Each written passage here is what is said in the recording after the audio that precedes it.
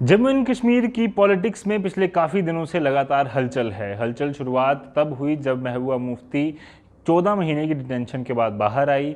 उन्होंने एक मोमबत्ती लेकर सबके सामने ये कहा और एक ऑडियो मैसेज अपने ट्विटर हैंडल से, ऑफिशियल ट्विटर हैंडल से, जो उनकी बेटी काफ़ी महीने से चला रही थी, उस ट्विटर हैंडल में ऑफिशियल उन्होंने एक ऑडियो क्लिप जो है अपनी जारी किया और इसमें कहा कि आर्टिकल 370 हटाया गया, स्पेशल स्टेटस हटाया गया, 35 से जम्मू एंड कश्मीर का स्टेटहुड छीन लिया गया। इसके लिए हम लगातार लड़ाई लड़ते रहेंगे और हम कोशिश करेंगे कि ये जो अधिकार हमसे छीने गए हैं जम्मू एंड कश्मीर को वापस मिलें। इस पर चर्चा चलती रही, लोगों ने कहा कि एंटी नेशनल बयान है। पर उसके बाद क्या हुआ? उसके बाद अगले दिन फारूक अब्दुल्ला और उमर अब्दुल्ला उनके घर पहुंचे, उनसे मिले, उनसे वार्तालाप की। पीडीपी की जो कश्मीर की इकाई थी वो सारे लीडर्स महबूबा मुफ्ती से मिलने गए, उनसे बातचीत हुई और अंत में ये नतीजा निकला कि गुपकार डिक्लेरेशन एक बार फिर से होगा। एक बार फिर से जितनी भी गुपकार डिक्लेरेशन की पार्टियां थी वो मिलेंगी और अब डिसाइड किया जाएगा कि हमें आगे करना क्या है। हुआ फारूक अब्दुल्ला साहब ने जितनी भी गुपकार डिक्लेरेशन में पहले गुपकार डिक्लेरेशन में, गुपकार डिक्लेरेशन 2 में जितनी भी पार्टियां थी उन सबको अपने घर दावत दी। सब लोग उनके घर पहुंचे जिसमें महबूबा मुफ्ती भी मौजूद थी। और उसके बाद क्या हुआ? सबने मिलकर ये डिसाइड किया कि अब गुपकार डिक्लेरेशन का नाम people's alliance for Gupkar declaration बना दिया जाएगा। ये फैसला उस दिन लिया गया। उसके बाद महबूबा मुफ्ती ने भी कहा कि मैं भी एक प्रेस कॉन्फ्रेंस करूंगी। कुछ दिन बाद महबूबा मुफ्ती ने प्रेस कॉन्फ्रेंस की। पिछला गुपकार डिक्लेरेशन जितने भी हुए उसमें जम्मू एंड कश्मीर का झंडा जो था तब नहीं था, क्योंकि आर्टिकल 370 हटने के बाद, 35 से हटने के बाद और यूटी बनने के बाद अब जम्मू एंड कश्मीर का जो ऑफिशियल स्टेट फ्लैग था वो अब हटा दिया गया है, वो ख़त्म कर दिया गया। यानी कि एक विधान, एक प्रधान, एक झंडा वाला जो फॉर्मूला श्यामा प्रसाद मुखर्जी जो लगातार 1947 से देते हुए आए थे और उसके बाद लंबी लड़ाई जो भारतीय जनता पार्टी ने या फिर कई सारी नेशनल पार्टियों ने लड़ी, अल्टीमेटली वो झंडा जो है अब जम्मू एंड कश्मीर से चला गया। जो एक अपना फ्लैग था जिसमें एक लाल कलर का झंडा हल बना हुआ था, 3 स्ट्रिप्स थी जम्मू एंड कश्मीर लद्दाख को रिप्रेजेंट करने वाली। उसके बाद महबूबा मुफ्ती ने जब प्रेस कॉन्फ्रेंस दी, उसमें पीडीपी के कुछ और नेता भी शामिल हुए। उन्होंने वही झंडा और पीडीपी का झंडा, दोनों झंडे अपने टेबल पर रखे और कहा कि मैं तब तक तिरंगा झंडा नहीं उठाऊंगी जब तक जम्मू एंड कश्मीर का ये जो ऑफिशियल स्टेट फ्लैग है जम्मू एंड कश्मीर को वापस नहीं मिल जाता। और उसके बाद से लगातार उनके बयान को लेकर प्रतिक्रियाएं शुरू हो गई। प्रतिक्रियाएं आई कि क्योंकि महबूबा मुफ्ती ने पहले भी ऐसा कहा है कि अगर आर्टिकल 370 हटा दिया गया जम्मू एंड कश्मीर से तो जम्मू एंड कश्मीर में तिरंगे को कंधा देने वाला कोई नहीं बचेगा। ऐसे कई सारे बयान वो पहले भी दे चुके हैं, जिसको लेकर चाहे भारतीय जनता पार्टी हो, सेंट्रल गवर्नमेंट हो, जितनी भी जो पार्टियां, राइट विंग पार्टियां अगर उन्हें कहा जाए, तो वो लगातार ये कहती रही हैं कि कोई भी इस चीज़ को नहीं मानेगा। हालांकि JKNC ने कभी ऐसी बात नहीं कही। उसके बाद जब एक और गुपकार डिक्लेरेशन की जो चौथी मीटिंग हुई उसमें एक फिर से एक बात उनकी सामने आई, उसकी दिशा निर्देश सामने आए जो कल ही हुई, जिसमें Gupkar declaration, people's alliance for Gupkar declaration का सिंबल डिसाइड हुआ। सिंबल होगा जो पुराना जम्मू एंड कश्मीर का स्टेट फ्लैग था। उसके बाद ये भी डिसाइड हुआ कि प्रेसिडेंट कौन होगा, वाइस प्रेसिडेंट कौन होगा, कन्वीनर कौन होगा, कोऑर्डिनेटर कौन होगा और स्पोक्स पर्सन कौन होगा। फारूक अब्दुल्ला से लेकर महबूबा मुफ्ती और महबूबा मुफ्ती से लेकर सजाद लोन तक सारे व्यक्तियों को अपनी अपनी जिम्मेदारी दे दी गई। उसके बाद क्या हुआ? उसके बाद आई चर्चा कि अब आगे की दिशा निर्देश Gupkar declaration, people's alliance for Gupkar declaration का काम क्या होगा, किस तरह से वो आगे चलेगी।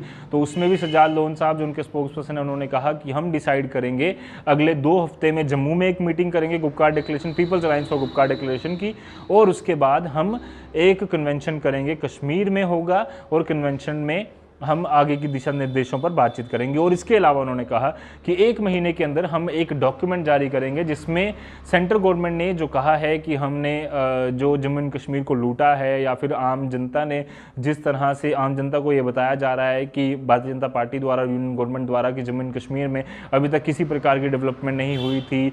कई सारे सजाद लोन ने कहा कि कई सारे जो फैक्ट्स हैं उन्हें तोड़ मरोड़ कर पेश किया गया, झूठी बातें की गई। तो एक डॉक्यूमेंट फैक्ट्स एंड फिगर्स के साथ कंपेयर कर हम बताएंगे कि सच्ची में हुआ क्या, पहले जम्मू एंड कश्मीर के पास था, क्या अब छीन लिया गया और क्या आने वाले दिनों में हमारे पास विजन है और किस तरह से भारतीय जनता पार्टी आपसे झूठ कह रही है। ये सारी बातें उन्होंने अपने उस बात में कही।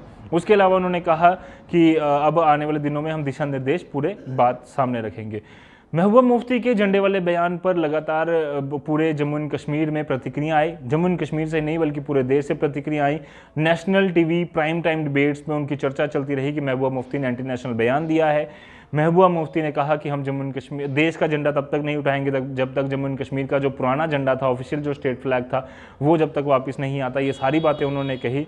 और उसके बाद जम्मू में जो कल शाम को हुआ, जिसमें सोशल एक्टिविस्ट ने जाकर पीडीपी के जो जम्मू का ऑफिस है वहाँ पर झंडा लगाया।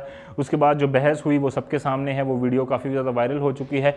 आज उन्होंने कहा था कि 11:30 बजे जाकर हम पीडीपी के ऑफिस के बाहर झंडे लगाएंगे, वो भी हुआ। शाम को एबीवीपी के कुछ कार्यकर्ता गए, इसके बीच में भी कई सारे कार्यकर्ता जाते रहे और सब ने कोशिश की कि अपने तरीके से ये बताया जाए कि मैं कितना बड़ा नेशनलिस्ट हूँ। तिरंगे को लेकर कोई भी बात करेगा वो गलत है, अगर उसने गलत की है तो हम पूरी तरह से उसकी निंदा करते हैं, खंडन करते हैं। बट इतनी इंपॉर्टेंस पीडीपी को क्यों दी जा रही है, इतनी importance people's alliance for Gupkar declaration को क्यों दी जा रही है, ये हमारा सबसे बड़ा सवाल है। इतनी इंपॉर्टेंस उस व्यक्ति को क्यों दी जा रही है जिसे कहा जा रहा है कि वो एंटी नेशनल है। इतनी इंपॉर्टेंस उस व्यक्ति को क्यों दी जा रही है जो ये कहते हैं कि हम चाइना के साथ जुड़े, हम चाइना हमारा 370 जो है वो रिस्टोर करवा सकता है। इतनी इंपॉर्टेंस उस व्यक्ति को क्यों दी जा रही है कि जो बार बार ये कह चुका है कि कश्मीर जो है, कश्मीर को आर्टिकल 370 फिर से चाहिए। इतनी इंपॉर्टेंस उस व्यक्ति को क्यों दी जा रही है जो बार बार ये कहता रहता है कि अगर 370 हटाया गया तो तिरंगा उठाने वाला कोई नहीं बचेगा। क्या जम्मू के लोगों को, जम्मू के जो लोग हैं, क्या हमारे पास जो अपनी पार्टियां हैं, जो जम्मू डिक्लेरेशन बनी, क्या किसी को पता है कि जम्मू डिक्लेरेशन में कौन कौन सी पार्टी हैं, कौन कौन उसमें शामिल हुआ है, किस तरह से वो आगे की कार्रवाई कर रहे हैं? क्या जम्मू की आन बान शान और जम्मू की डेवलपमेंट कराने के लिए कोई पार्टियां साथ मिली हैं तो उनको किस तरह से सपोर्ट आप लोगों ने किया? क्या उनसे ये पूछा कि क्या आपका विजन है, क्या वो साथ अब हैं भी या नहीं, ये भी उनको पूछा? कल आपको बता दूं कि professor Bhim Singh, Jammu and Kashmir national panthers party के फाउंडर, उन्होंने एक प्रेस वार्ता को संबोधित किया। कई सारे लोगों को ये तक नहीं पता कि प्रोफेसर भीम सिंह कौन है। कई सारे लोगों को ये तक नहीं पता कि अगर भीम सिंह पता है तो जेकेएनपीपी के ने कल एक प्रेस कॉन्फ्रेंस की, भीम सिंह ने, वो किसी को नहीं पता, वो पूरा दिन चर्चा में नहीं रही, किसी भी मीडिया चैनल ने वो नहीं दिखाया कि वो जो भीम सिंह है जिन्होंने ये कहा कि एक व्यक्ति अपने घर में बुलाकर पीपल जो जम्मू डिक्लेरेशन की अनाउंसमेंट करता है, जम्मू की स्टेटहुड की मांग करता है, वो गलत है। Chairman, Jammu and Kashmir national panthers party के चेयरमैन पर उन्होंने सवालिया निशान खड़े किए। इसके बाद जो जम्मू डिक्लेरेशन है उसे पूरी तरह से खंडन किया कि हम नहीं मानते जम्मू डिक्लेरेशन को, हमारा मकसद जम्मू एंड कश्मीर के रीऑर्गेनाइजेशन करना है। 50 सीटें जम्मू में चाहिए, 50 कश्मीर में चाहिए, जम्मू की अलग असेंबली चाहिए, कश्मीर की अलग असेंबली चाहिए, जम्मू में सेक्रेटरीट अलग चाहिए, कश्मीर में अलग चाहिए। ये सारी बातें उन्होंने कल एक बार फिर से जनता के सामने रखी। क्या इस सब के बारे में हमारी जम्मू की जनता को पता है? क्या हमारे नेशनलिस्ट लोगों को ये चीज़ें पता है कि हमें अल्टीमेटली क्या चीज़ें चाहिए? अल्टीमेटली चाहिए हमें डेवलपमेंट, अल्टीमेटली चाहिए हमारे देश का सम्मान, अल्टीमेटली हमें उन लोगों को आगे बढ़ाना है, उन लोगों को ज़्यादा हाईलाइट करना है, उन लोगों को ज़्यादा पब्लिसिटी देनी है जो लोग हमारे देश की बात करें, जो लोग डेवलपमेंट की बात करें। या फिर वही बात हमेशा से जो कही जाती है, नेगेटिविटी ज़्यादा दिखती है, तो नेगेटिव बातें जो कश्मीर से लगातार आपके लिए की जा रही हैं, हमारे देश के लिए की जा रही हैं, उनको ज़्यादा हाईलाइट करना, क्या हमें लगता है कि हमें उनको ज़्यादा हाईलाइट करना चाहिए या फिर हमें उन लोगों से सवाल पूछने चाहिए और जम्मू के अपने रिप्रेजेंटेटिव्स जो हैं उनसे ये सवाल पूछने चाहिए कि आप लोग कब हमारे लिए सामने आएंगे और क्या विजन है आपकी, क्या आप हमारे लिए लेकर आ रहे हैं कि हम जब ये समझेंगे कि जम्मू के सच्ची डेवलपमेंट हो रही है। आप कहते हैं कि जम्मू और कश्मीर के साथ भेदभाव हुआ, तो क्या जम्मू के साथ अब इंसाफ होगा, इसकी गारंटी कौन करेगा?